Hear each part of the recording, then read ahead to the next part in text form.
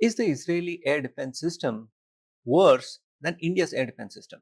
Many analysts are asking that question after some of the Iranian missiles have hit the targets inside Israel. Now, as against that, Operation Sindoor, we saw Indian air defense system perform remarkably well. It blocked not only Pakistani drones, Pakistani missiles, but was able to do this at substantially lower cost. So, what is the difference between Indian and Israeli air defense systems? And is Indian air defense system the best in all terms? Let's find out. Welcome to RightVIEWS. The Israeli air defense system and the Indian air defense system are totally different, not in terms of the missiles or the technology that they use, but in terms of objectives. And this determines a lot of choices that Israeli air defense system has to make.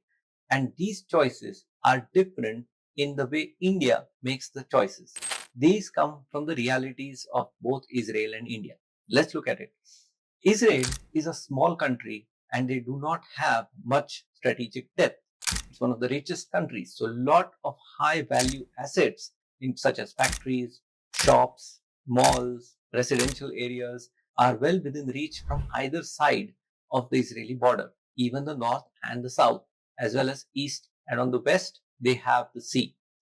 Now, if you consider that all these concentrated high value targets, you have a nightmare of situation when it comes to protecting these high value targets. These targets are accessible within a fraction of a minute when it comes to missiles launched from the south, that is through Gaza or through West Bank or even through north through Lebanon. As compared to these missile and rocket attacks from close to Israeli borders, Israel is also under threat from its neighbors, including Iran, that we are finding out now. But not just Iran, Israel is also under threat from all other Arabian countries. They have fought this war once with them already. This could be Egypt, Saudi Arabia, Jordan, or even Syria.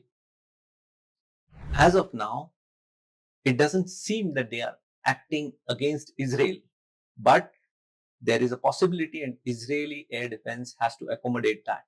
Now, Israel has developed a multi-layered air defense system.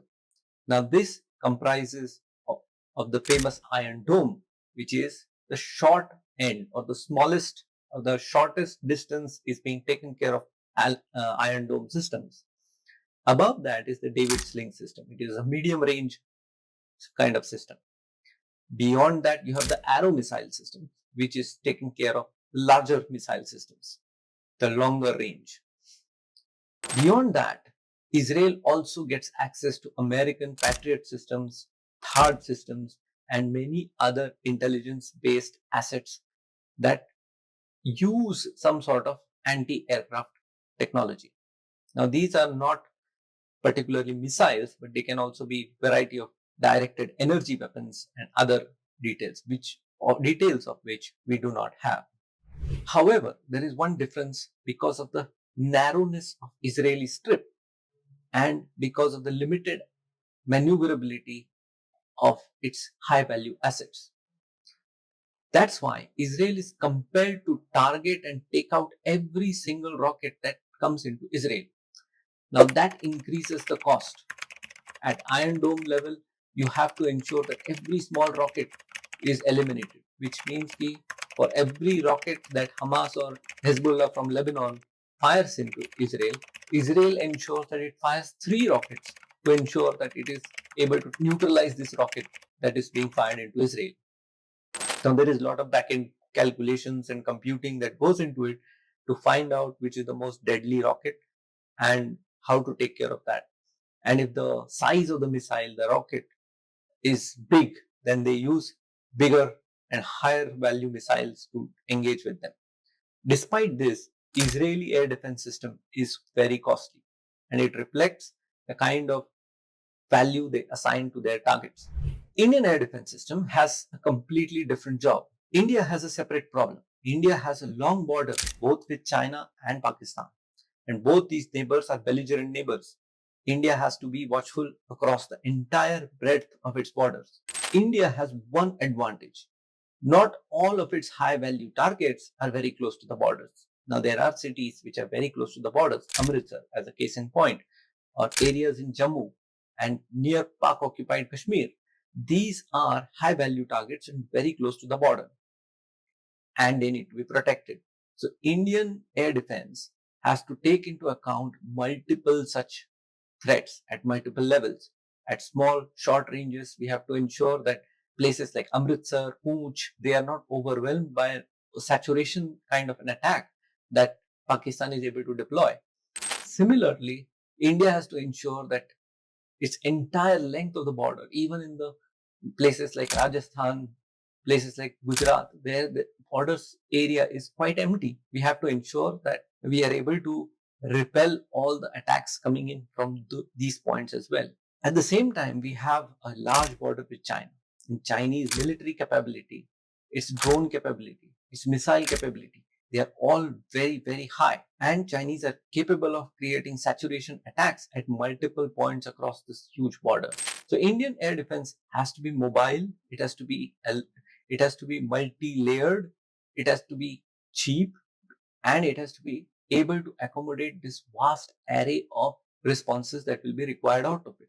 Now, at the lowest end, India uses anti-aircraft gun, and this particular idea is exceptionally brilliant.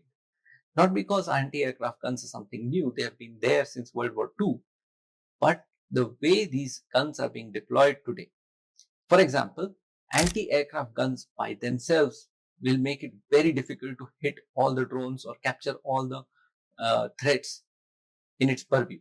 So India has connected all these systems, including right up to S-400 at the highest end, to the anti-aircraft gun at the lowest end, and they are all part of an integrated air defense system. And these aircraft guns are also automated based on its own instruction that it receives from this integrated system. The anti-aircraft gun doesn't randomly fire at all the missiles and all the drones that it sees, but it only fires at the drones and missiles that it is being assigned to them. And this assignment is done by the integrated air defense information system. Now, there are all kinds of inputs that go into the system, but because of this distributed approach and the amount of intelligence, artificial intelligence, computing processing, all this going into the information system at the analytical and decision making stage, you have a much more nuanced system. This system discerns between different kinds of targets, drones which are potentially likely to carry lethal warheads versus drones which are just decoys aimed to only saturate the air defenses. And they are able to take care of these different threats in a different manner based on the level of threat and its lethality. So something like a missile which comes in, you have the S-400 or even the Akash or different kinds of missiles that we have which can be deployed. But at the same time, if there are drones and small value but high impact equipment that is coming across, then you have the anti-aircraft gun. And this is the difference between both these air defense systems. Israeli air defense system performs in its own way, in the best possible way, because it is configured to threats that is Israel is facing daily. Now, you might have seen some of the long-range Iranian missiles were able to get through into Israel. Now, this is also possible with the sophisticated missile systems and saturation level attacks. If such an attack is carried out in India, we will also get hit with some of the missiles. But because India is a big country, the targets are a lot spread out as compared to Israel. The potential of such a missile hitting the exact high value target is a little lower. That does not mean it will not hit and there will not be any damage. If unfortunately we end up in a conflict with China where such missiles and drones are used in a saturation attack, even Indian air defense system will have some losses. Some missiles will get through even in our air defense system. Now, that does not mean our air defense system is bad, but because the probabilities are so high and the level of attack is so designed that some will get through. Are we as a population ready to bear this cost and hold tight hold firm in our support of our government and armed forces, as Israelis have stood firm with their government and with their armed forces. That is what is required from us. We have to be mentally prepared as much as our army is preparing for an air defense shield across all the country. India is a huge country and we will be required to invest in a multi-layered air defense going forward as well. We'll need to improve our missiles. We'll need to improve our techniques. We'll need to improve our drone, directed energy, laser weapons, missiles, air defense guns. Many such things will have to be reworked and upgraded, improved upon, and we'll have a multi-layered air defense system which is ready to take on the threats from Pakistan, China, and any other location. But it will be also important for citizens to be prepared to face these threats if unfortunately they do arise. Thank you for watching, and like and subscribe and find us on these links below. Jai Hind.